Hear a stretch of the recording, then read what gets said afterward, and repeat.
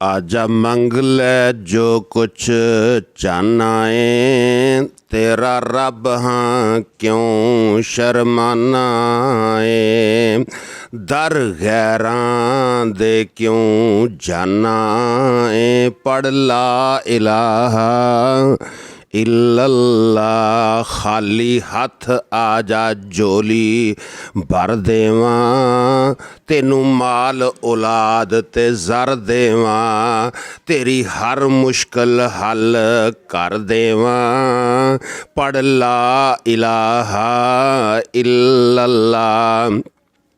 मैनू मिलने दा लगदा किराया नहीं, मैं कोई दूर महल बनाया नहीं, चौकीदार भी कोई बिठाया नहीं। पढ़ ला इलाहा इल्लल्लाह। रवां जागदा मैं कदी सौंदा नहीं, जा राखी जग दी करां अंग लाउंदा नहीं।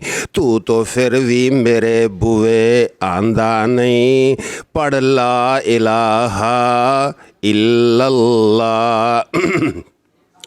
जे तमन्ना होवे मेरे वल आने दी, अपने दिल दे हाल सुनाने दी, कोई लोड़ नहीं जुत्ती पाने दी। पढ़ ला इलाहा इल्लल्लाह।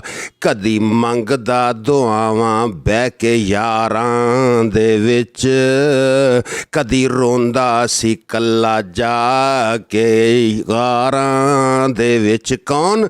मेरे नबी सल्लल्लाहु अलैहि वसल्लम। कदी मंगदा दुआवां बह के यारां दे विच, कदी रोंदा सी कल्ला जा के गारां दे विच। कितना एहसास उम्मत दा सी पीर नूं, रो रो के ओ ते रब नूं मनाउंदा रिहा। जेड़े कोल आ गए ओ सहाबा बने, जेड़े कोल आ गए ओ सहाबा बने। टिकट जन्नत दे सोना अतांदा रिहा। अल्लाह अल्लाह नबी मेरे दा सलाम, गालियां सुन के भी मुस्कुराउंदा रिहा।